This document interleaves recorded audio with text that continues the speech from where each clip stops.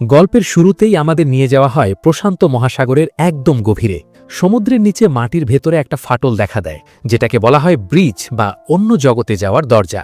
এই দরজা দিয়ে আমাদের পৃথিবীতে চলে আসে কাইজু নামের সব অদ্ভুত আর ভয়ঙ্কর দানব। এই কাইজুগুলো দেখতে যেমন বড়, তেমনি শক্তিশালী। এরা যখন প্রথমবার শহরে হামলা করল, তখন সাধারণ ট্যাঙ্ক বা মিসাইল দিয়ে তাদের কিছুই করা যাচ্ছিল না। প্রায় 1 সপ্তাহ লেগেছিল একটি কাইজুকে মারতে। অনেকগুলো শহর ধ্বংস হয়ে যায়, অনেক মানুষ মারা যায়। মানুষ বুঝল এই কাইজুদের সাথে লড়তে হলে সাধারণ কিছু দিয়ে হবে না, আমাদেরও সমান বড় কিছু বানাতে হবে।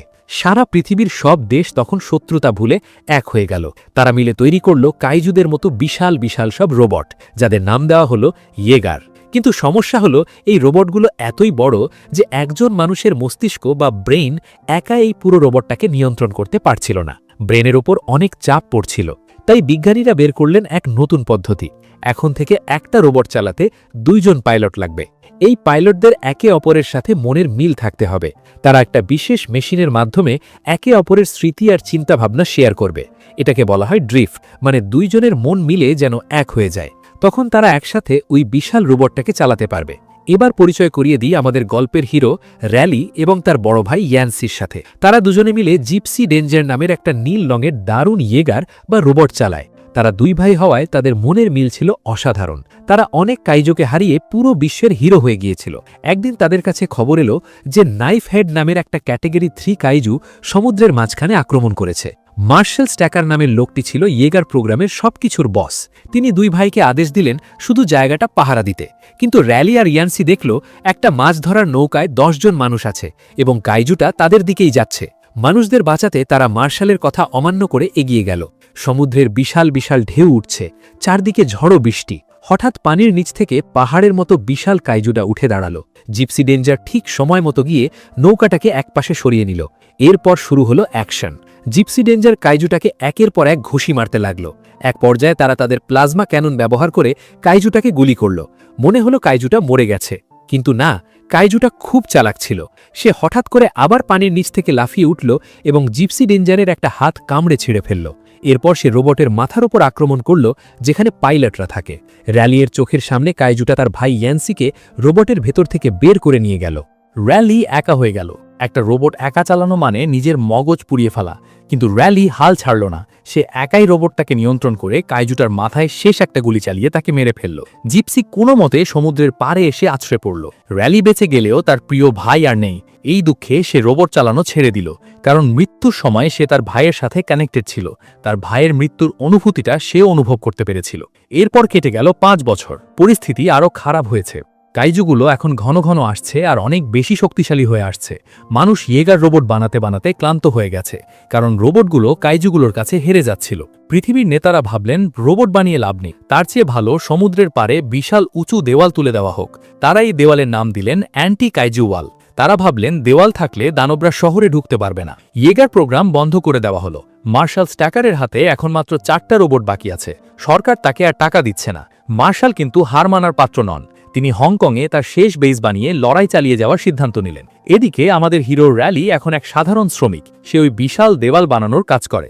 একদিন সে নিজের চোখে দেখল যে দেওয়াল তারা এত কষ্ট করে বানাচ্ছে, একটা কাইজু এসে মাত্র 1 ঘন্টায় সেটা ভেঙে গুড়িয়ে দিল। মানুষ পাগলের মতো ছুটছে, কিন্তু যাওয়ার জায়গা নেই। ঠিক সেই সময় সেখানে একটা হেলিকপ্টার এসে নামলো, আর সেখান থেকে নেমে এলেন মার্শাল। মার্শাল র্যালিকে বললেন, র্যালি ফিরে চলো, আমাদের তোমাকে দরকার। র্যালি রাজি হচ্ছিল না। সে বলল, আমার ভাই নেই, আমি কার সাথে ড্রিফট করব? আমি একা পারবো না। মার্শাল তখন একটা দারুণ কথা বললেন। তিনি বললেন, তুমি কোথায় মরতে চাও? এই ইঁদুরের মতো দেওয়াল বানাতে বানাতে, নাকি একটা ইয়েগারের ভেতরেই বীরের মতো লড়াই করতে করতে? এই কথা শুনে র্যালির ভেতরে আবার সেই পুরনো তেজ ফিরে এলো। সে রাজি হয়ে গেল। র্যালি আর মার্শাল পৌঁছালেন হংকংয়ে সেই গোপন বেসে। সেখানে গিয়ে র্যালি দেখল পৃথিবীর সেরা 4টি ইয়েগার আর তাদের পাইলটদের। ক্রিমসন টাইফুন চীন থেকে আসা রোবট। এটা চালাতে 3 জন মানুষ লাগে, কারণ এর 3টা হাত। চেনো আলফা রাশিয়া থেকে আসা বিশাল রোবট। দেখতে একটু পুরনো ধাঁচের হলেও এটা প্রচণ্ড শক্তিশালী। স্ট্রাইকার ইউরেকা অস্ট্রেলিয়া থেকে আসা সবচেয়ে আধুনিক আর দ্রুতগতির রোবট। এর পাইলট হলো বাবা আর ছেলে, চাক আর হারকিউলেস। চাক একটু অহংকারী, সে র্যালিকে দেখে এত পাত্তা দিল না। আর শেষে ছিল র্যালির সেই পুরনো সঙ্গী জিপসি ডেঞ্জার। এটাকে আবার ঠিকঠাক করে নতুনভাবে সাজানো হয়েছে। সেখানে র্যালির দেখা হলো মাকোর সাথে। মাকো হলো মার্শালের পালিত মেয়ে। সে খুব শান্ত আসলে অনেক বুদ্ধিমতী আর দক্ষ একজন মানুষ। মার্শাল তাকে নিজের মেয়ের মতো ভালোবাসেন, তাই তিনি চান না মাকো যুদ্ধে যাক। কিন্তু মাকো মনে মনে একজন দারুণ পাইলট। র্যালি যখন মাকোকে প্রথম দেখল, সে বুঝতে পারল মাকোর ভেতরেও কোনো বড় দুঃখ লুকিয়ে আছে। মার্শালের নির্দেশে র্যালিকে তার নতুন ড্রিফট পার্টনার খুঁজতে হবে। একে একে অনেক পাইলটের সাথে সে লড়াই করল, কিন্তু কারোর সাথেই তার তাল মিলছিল না। শেষে র্যালি মার্শালকে অনুরোধ করল মাকোকে একটা সুযোগ দিতে। মার্শাল অনিচ্ছা সত্ত্বেও রাজি হলেন। র্যালি আর মাকো যখন কাঠের লাঠি নিয়ে একে অপরের সাথে লড়াই শুরু করল, সবাই অবাক হয়ে তাকিয়ে থাকল। তাদের মুভমেন্ট ছিল একদম নিখুঁত। র্যালি যখন লাঠি ঘোরাচ্ছে, মাকো ঠিক তখনই সেটা ব্লক করছে। মনে হচ্ছিল তারা আগে থেকেই জানে একে অপরের পরের চাল কি হবে। তারা একে অপরের জন্য একদম পারফেক্ট। মার্শাল শেষ পর্যন্ত মাকো আর র্যালিকে জিপসি ডেঞ্জার চালানোর অনুমতি দিলেন, কিন্তু এটা ছিল একটা পরীক্ষা। তারা যখন রোবটের ভেতরে ঢুকে নিউরাল লিঙ্ক শুরু করল, তখন একটা বিপদ ঘটল। ড্রিফটিংয়ের সময় নিয়ম হল অতীতের স্মৃতিতে আটকে যাওয়া যাবে না, বর্তমানে থাকতে হবে। কিন্তু মাকো ছিল নতুন। সে যখন র্যালির মস্তিষ্কের সাথে যুক্ত হল, সে হঠাৎ করে তার ছোটবেলার একটা স্মৃতিতে হারিয়ে গেল। মাকো দেখল সে ছোটবেলায় জাপানের রাস্তায় একা দাঁড়িয়ে আছে, আর তার পেছনে একটা বিশাল কাইজু তাকে তাড়া করছে। চারদিকে আগুন, মানুষের চিৎকার। ছোট্ট মাকো ভয়ে কাঁদছে আর একটা লাল জুতো হাতে নিয়ে দৌড়াচ্ছে। সে এতটাই ভয় পেয়ে গেল যে বাস্তবে জিপসি ডেঞ্জারের ভেতরে বসেই সে ভুল করে প্লাজমা ক্যানন অন করে ফেলল। রোবটের বিশাল কামান এখন বেসের ভেতরে থাকা বিজ্ঞানীদের দিকে তাক করা। মাকো তখন স্মৃতিতে এতটাই আচ্ছন্ন যে সে বুঝতে পারছে না সে আসলে কোথায় আছে। র্যালি তাকে চিৎকার করে ডাকছে। শেষ মুহূর্তে মার্শাল রোবটের পাওয়ার অফ করে দিলেন। বড় কোনো দুর্ঘটনা ঘটল না ঠিকই, কিন্তু মার্শাল রেগে গিয়ে বললেন যে মাকো কোনোদিন রোবট চালাতে পারবে না। র্যালি অনেক বোঝানোর চেষ্টা করল, কিন্তু মার্শাল কিছুতেই শুনলেন না। এরই মধ্যে আমাদের গল্পে দুজন মজার আর একটু পাগল টাইপের বিজ্ঞানী আছেন, ডক্টর নিউটন আর ডক্টর হারমান। নিউটন মনে করেন কাইজুদের সাথে কথা বলা সম্ভব। তিনি ভাবলেন মানুষের সাথে যদি ড্রিফট করা যায়, তবে কাইজুর মস্তিষ্কের সাথেও করা যাবে। সবাই বারণ করা সত্ত্বেও নিউটন একটা কাইজুর মস্তিষ্কের টুকরোর সাথে নিজের ব্রেইন কানেক্ট করে দিলেন। এটা ছিল প্রচণ্ড বিপজ্জনক। ড্রিফট করার পর নিউটন দেখলেন এই কাইজুগুলো আসলে কোনো পশু নয়, এরা হলো বায়োলজিক্যাল ওয়েপন্স। এদেরকে ক্লোন করে তৈরি করা হচ্ছে। অন্য একটা গ্রহের উন্নত এলিয়েনরা এদের পাঠাচ্ছে পৃথিবী দখল করার জন্য।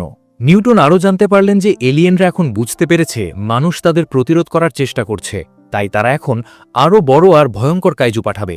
বেসের ভেতরে যখন মাকো আর র্যালি মন খারাপ করে বসে আছে, ঠিক তখনই সাইরেন ভেজে উঠল। ডক্টর হারম্যান আর নিউটন তাদের ম্যাথ দিয়ে বের করলেন যে এবার একটা নয়, একসাথে দুটো বিশাল কাইজু আসছে। এটাকে তারা নাম দিলেন ডাবল ইভেন্ট। এই দানব দুটোর নাম হলো ওটাচি আর লেদারব্যাক। দুজনেই ক্যাটাগরি 4 এর দানব, অর্থাৎ আগের চেয়ে অনেক বেশি শক্তিশালী। মার্শাল স্ট্যাকার অর্ডার দিলেন ক্রিমসন টাইফুন আর চেরনো আলফা হংকংয়ের সমুদ্রের পাড়ে গিয়ে পাহারা দেবে, আর সবচেয়ে আধুনিক রোবট স্ট্রাইকার ইউরেকা থাকবে একদম শেষে, ব্যাকআপ হিসেবে। মাকো আর র্যালিকে মার্শাল এবারও নামতে দিলেন না। র্যালি তার রুমের জানলা দিয়ে দেখল বিশাল বিশাল হেলিকপ্টার করে রোবটগুলোকে সমুদ্রের মাঝখানে নিয়ে যাওয়া হচ্ছে। তার খুব খারাপ লাগছিল, কারণ সে জানত সামনে কি বিপদ অপেক্ষা করছে। সমুদ্রের মাঝখানে তখন তুমুল লড়াই শুরু হলো।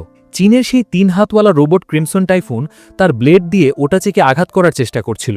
ওটাচি দেখতে অনেকটা উড়ন্ত ডাইনোসরের মতো, কিন্তু অনেক বেশি চালাক। সে তার লেজ দিয়ে হঠাৎ করে টাইফুনের মাথার অংশটা একদম পিষে দিল। চোখের পলকে চীনের সেই 3 ভাই মারা গেল, আর বিশাল রোবটটা সাগরে ডুবে গেল। রাশিয়ার রোবট চেরনো আলফা তখন ওটাচিকে জাপতে ধরল, কিন্তু ওটাচি এক অদ্ভুত কাজ করল। সে তার মুখ থেকে নীল রঙের অ্যাসিড ছুড়ে মারল। সেই অ্যাসিডে চেরনোর বর্ম গলতে শুরু করল। ঠিক তখনই সমুদ্রের নিচ থেকে উঠে এলো দ্বিতীয় দানব, লেদারব্যাক। লেদারব্যাক দেখতে অনেকটা গরিলার মতো। সে এসেই চেরনোর উপর ঝাঁপিয়ে পড়ল। রাশিয়ার সেই সাহসী পাইলটরা অনেক চেষ্টা করেও বাঁচতে পারল না। বিশাল এক বিস্ফোরণে চেরনো আলফা ধ্বংস হয়ে গেল। মাত্র কয়েক মিনিটে পৃথিবীর শ্রেষ্ঠ দুটো রোবট শেষ। এবার এলো অস্ট্রেলীয় রোবট স্ট্রাইকার ইউরেকা। চাক আর তার বাবা হারকিউলিস লেদারব্যাককে মারতে শুরু করল। তারা যখন তাদের মিসাইল বের করে লেদারব্যাককে শেষ করতে যাবে, ঠিক তখনই লেদারব্যাক তার পিঠের একটা অঙ্গ থেকে বিশাল এক নীল রঙের তরঙ্গ ছেড়ে দিল। এটাকে বিজ্ঞানের ভাষায় বলে ইএমপি, ইলেকট্রোম্যাগনেটিক পালস।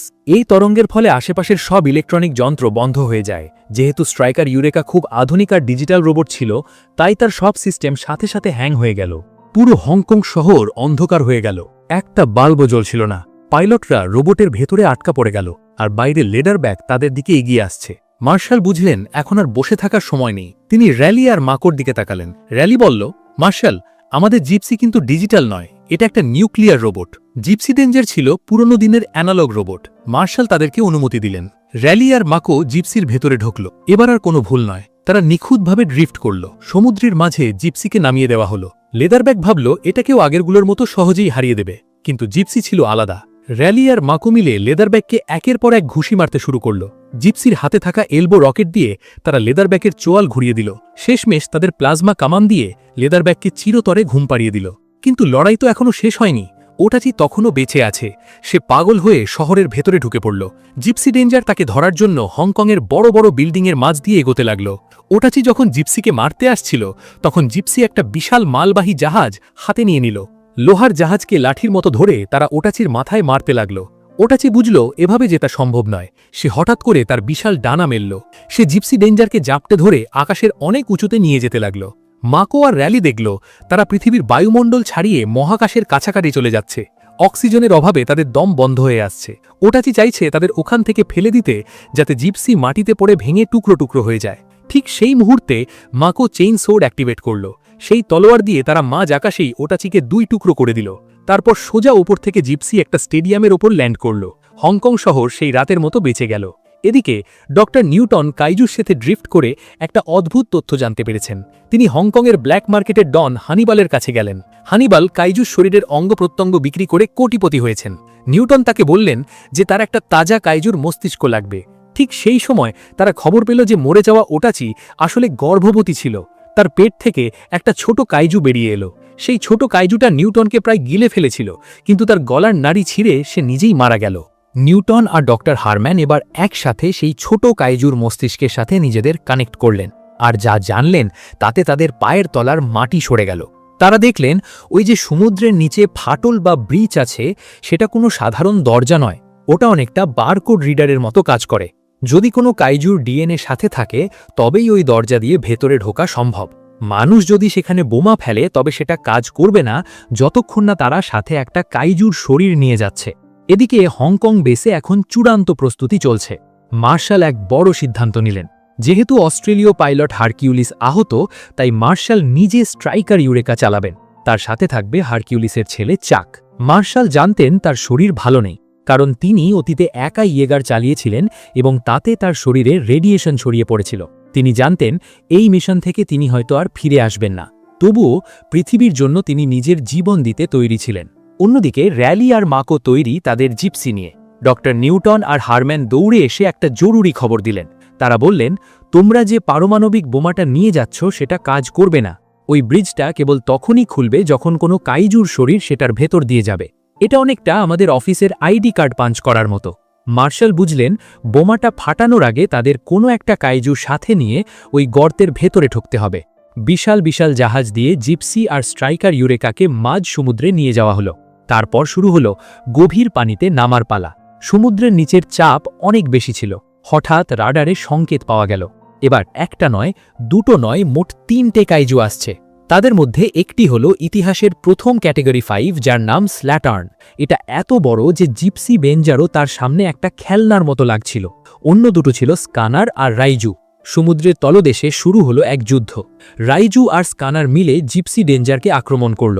জিপসির একটা হাত ছিঁড়ে গেল, কিন্তু র্যালি আর মাকো হাল ছাড়ল না। তারা তাদের তলোয়ার বের করে রাইজুকে মাঝখান থেকে চিড়ে 2 টুকরো করে দিল। কিন্তু আসল বাধা ছিল স্ল্যাটার্ন। সে স্ট্রাইকার ইউরেকাকে একদম চেপে ধরল। মার্শাল আর চাক বুঝলেন তারা যদি এখনই কিছু না করেন তবে জিপসি ডেঞ্জারও এগোতে পারবে না। মার্শাল রেডিওতে র্যালিকে বললেন, র্যালি, তোমরা এগিয়ে যাও, রাস্তা আমরা পরিষ্কার করছি। মাকো, আমি তোমাকে নিয়ে গর্বিত। চাক আর মার্শাল একে অপরের দিকে তাকালেন, আর চাক তার বাবার কাছ থেকে বিদায় নিল। তারা তাদের রোবটের ভেতরে থাকা বিশাল নিউক্লিয়ার বোমাটা সক্রিয় করে দিলেন। এক প্রচণ্ড বিস্ফোরণে চারদিকের সমুদ্রের পানি যেন দুভাগ হয়ে গেল। সেই বিস্ফোরণে স্ল্যাটার্ন অনেকখানি আহত হল, আর অন্য দানবগুলো মারা গেল। কিন্তু মার্শাল আর চাক বেঁচে নেই। র্যালি আর মাকোর চোখে পানি চলে এলো, কিন্তু তারা থামল না। জিপসি তখন সেই মৃত স্ল্যাটার্ন কাইজুটাকে জাপটে ধরল। কাইজুর শরীরটাকে ঢাল হিসেবে ব্যবহার করে তারা সেই আগুনের মতো রহস্যময় ব্রিচের ভেতরে ঢুকে পড়ল। ওপাশে অন্য এক জগৎ, সেখানে কোনো পানি নেই, কেবল অদ্ভুত সব যান্ত্রিক ঘর আর এলিয়েনদের আস্তানা। র্যালি দেখল হাজার হাজার কাইজু সেখানে জন্মানোর জন্য অপেক্ষা করছে। তারা যদি আজ এই দরজা বন্ধ না করে তবে কোটি কোটি কাইজু পৃথিবীতে ঢুকে পড়বে। জিপসির ভেতরে অক্সিজেন শেষ হয়ে আসছিল। মাকো জ্ঞান হারিয়ে ফেলল। র্যালি জানত তাকে এখন একা সবটা সামলাতে হবে। সে মাকোকে একটা এসকেপ পডের ছোট ক্যাপসুলে ভরে ওপরে পাঠিয়ে দিল। র্যালি তার রোবটের রিয়্যাক্টর বা ইঞ্জিনটাকে বিস্ফোরণ করার জন্য সেট করল। মাত্র 60 সেকেন্ড সময়। তার নিজের বাঁচার কোনো গ্যারান্টি ছিল না। শেষ মুহূর্তে র্যালি নিজেও একটা ক্যাপসুলে পড়ে বেরিয়ে এলো। পেছনে জিপসি এক বিশাল বিস্ফোরণে ফেটে পড়ল।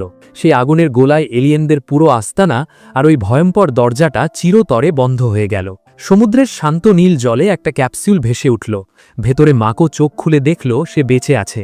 সে পাগলের মতো চারদিকে খুঁজতে লাগল র্যালিকে। ঠিক তখনই একটু দূরে আর একটা ক্যাপসুল ভেসে উঠল। র্যালি ভেতর থেকে বেরিয়ে বড় করে নিঃশ্বাস নিল। সেও বেঁচে আছে। মাকো আর র্যালি একে অপরকে জড়িয়ে ধরল। তারা আজ শুধু একে অপরকে নয়, পুরো পৃথিবীকে বাঁচিয়েছে। আকাশ থেকে হেলিকপ্টার আসছে তাদের উদ্ধার করতে। তো এই ছিল প্যাসিফিক রিম মুভিটির গল্প। আপনাদের কাছে কোন ইয়েগার রোবটটি ভালো লেগেছে? আপনি পাইলট হলে কোনটাকে বেছে নিতেন, জিপসি ডেঞ্জার নাকি স্ট্রাইকার ইউরেকা? আপনার উত্তরটি অবশ্যই কমেন্ট করে জানাতে ভুলবেন না। ভিডিওটি ভালো লাগলে একটা লাইক অ্যান্ড কমেন্ট করুন আর চ্যানেলটি সাবস্ক্রাইব করে পাশেই থাকুন, কারণ এমন আরও মুভি এক্সপ্লেনিং আসতে চলেছে। দেখা হবে পরের ভিডিওতে।